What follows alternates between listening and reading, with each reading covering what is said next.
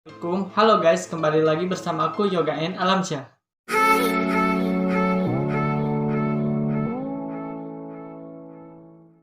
Gimana guys kabarnya? Semoga baik-baik saja ya. Nah, jadi di video kali ini aku bakal sharing lagi mengenai perkuliahan, yaitu tentang KIP kuliah lagi guys. Nah, berhubung hari ini udah dibuka lah ya guys pendaftaran akun KIP kuliah. Nah, buat kalian segera jangan tergesa-gesa dulu, biarkan berlanjut gitu kan lah ya, jangan tergesa-gesa soalnya nanti isi datanya itu ada yang salah lah, ada yang keliru lah.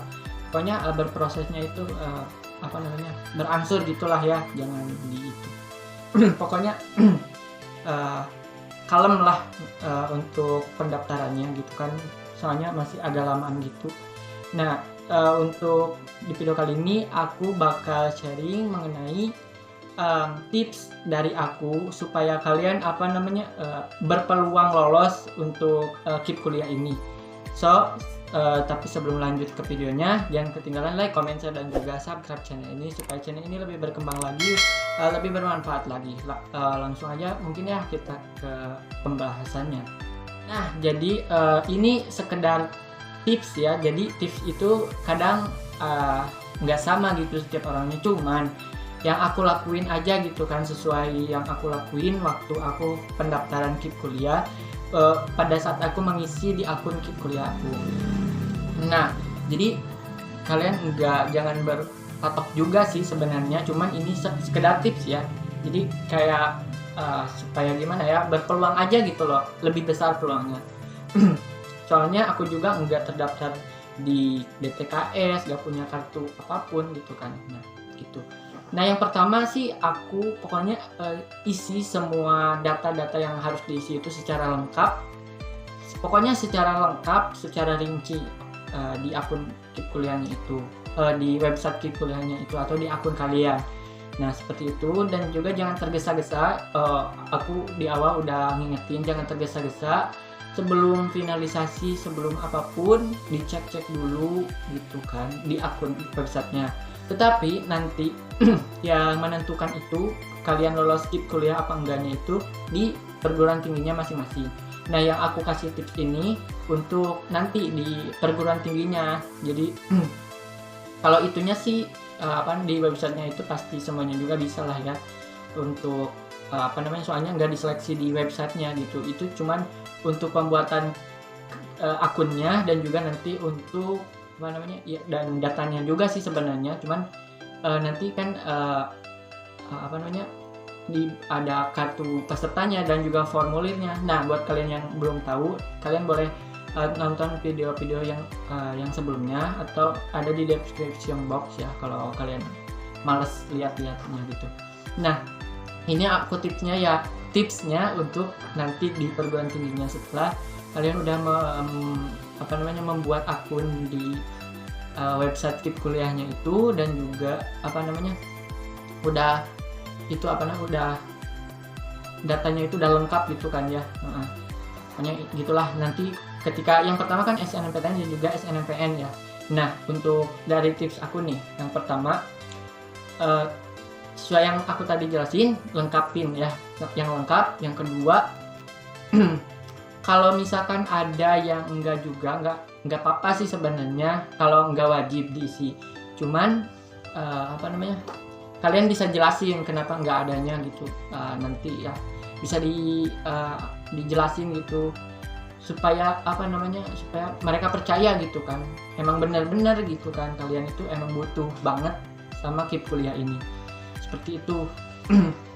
Nah, nanti pada saat di perguruan tingginya nanti kan ada pengumpulan berkas sama formulir yang dari website KIP kuliah ini, dan juga tergantung universitasnya sih, tergantung perguruan tingginya. Terus kartu peserta KIP kuliahnya juga kalau itu sih, kalau butuh dari pihak kampusnya, dan juga yang punya KIP kuliah KIP yang SMA pasti, atau KKS ataupun PKH. Kalau yang enggak juga enggak apa-apa sih sebenarnya, cuma gitu. Nah, yang DTKS itu misalkan untuk sekarang sih aku kurang tahu ya, cuman ya coba dulu lah. Kalau masih belum, nanti aku bantuin deh. Aku mau ulik gitu loh. Jadi aku mau nyari-nyari informasi lagi gitu, supaya gimana caranya gitu kan, seperti itu. Jadi itu sih tipsnya, jadi itu. Nah, yang selanjutnya itu kalian nggak usah khawatir misalkan kalian nggak punya kartu-kartu kayak gitu, nggak usah khawatir sih sebenarnya. Cuman ya namanya juga orang kan, seperti itulah ya. Nah, jadi tipsnya itu yang utamanya itu yang sebelumnya aku jelasin itu ya. Jadi itu. Nah, untuk tips yang selanjutnya dari aku sendiri, yang aku lakuin sendiri lah ya,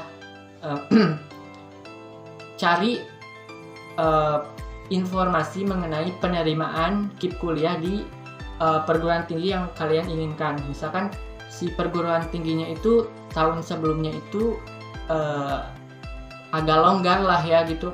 Maksud dari longgar tersebut enggak menyusahkan si pendaftar KIP kuliahnya. Maksud aku misalkan harus wajib banget yang punya KIP semasa SMA atau KKS atau yang lainnya misalkan gitu, dan harus terdata banget gitu kan, ada surat bahwa keluarga kalian terdata di DTKS misalkan. Nah, kalian nyari-nyari informasi terlebih dahulu itu sebelum kalian memutuskan untuk memilih perguruan tinggi tersebut. Soalnya kalau kalian kalau mau memperjuangkan perguruan tingginya ya gak apa-apa sih, cuman aku kasih saran ini supaya kalian berpeluang untuk lolos KIP kuliahnya gitu kan. Jadi kalian yang gak punya kartu jadi berpeluang gitu, sama halnya dengan yang punya kartu.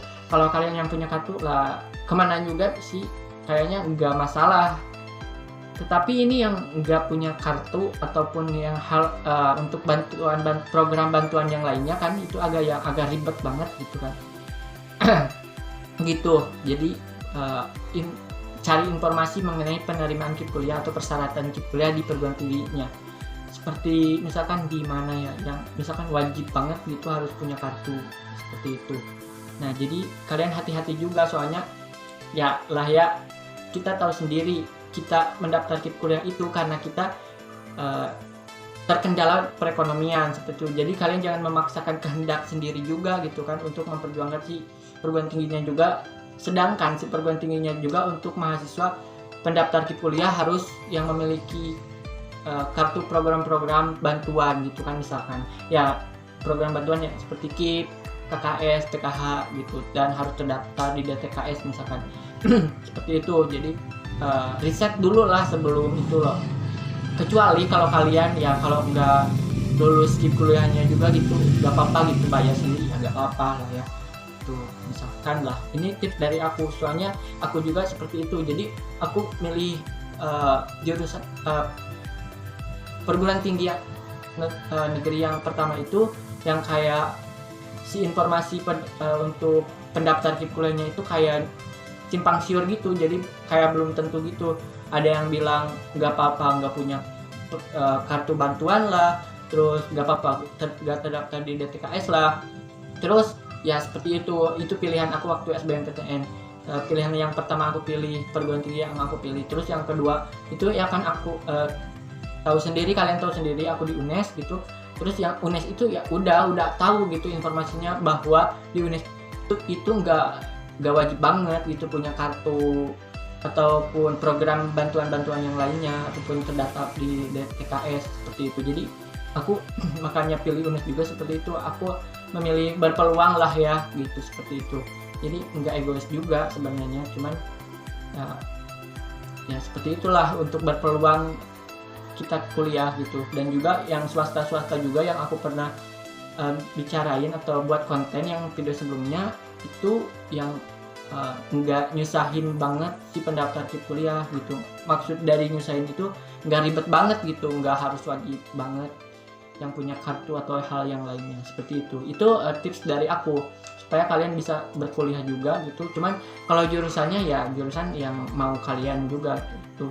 Cuman ada alternatif lain gitu untuk pilihan lain untuk si perguruan tingginya. Gak apa-apa sih kalau pilihan satunya, tapi kalau kalian udah seretnya di pilihan satu, nanti lolosnya di pilihan satu, ya berabe juga sih sebenarnya. Cuman kalau bisa lah ya, ini saran dari aku gitu, seperti itu. Itu tipsnya sih agak mudah juga sebenarnya, cuman kalau kalian nggak seret banget kan ya agak susah juga gitu kan lah. Ya gitu. Tuh. Nah, untuk kalian juga yang butuh bantuan ataupun ada pertanyaan mengenai KIP kuliah ini, kalian boleh komentar di bawah sebanyak mungkin. Aku pasti jawab, dan juga kalau kalian mau gamblang banget ataupun kalian ada yang kesusahan untuk mendaftar atau mengisi data-data di website KIP kuliah kalian, boleh kalian DM di Instagram aku ya. Nah, di ini kalian boleh DM minta bantuan untuk aku bantu gitu. Aku insya Allah siap membantu kalian, karena aku ngerasa sendiri gitu, waktu aku juga gitu nggak ada yang membantu sama sekali. Aku sama temen aku mengisi itunya pusing gitu loh. Pusing banget, kayak ya Allah gitu kan, ini aku nyari-nyari informasi sendiri kan, ke internet, ke Instagram, ke YouTube, pusing banget sumpah. Dan aku berinisiatif untuk membantu kalian. Mungkin segitu dulu lah ya video hari ini. Semoga bermanfaat, dan buat kalian yang baru gabung jangan ketinggalan like, comment, share, dan juga subscribe channel ini. Dan juga yang belum follow Instagram aku, follow dulu lah ya. And see you next time, bye bye.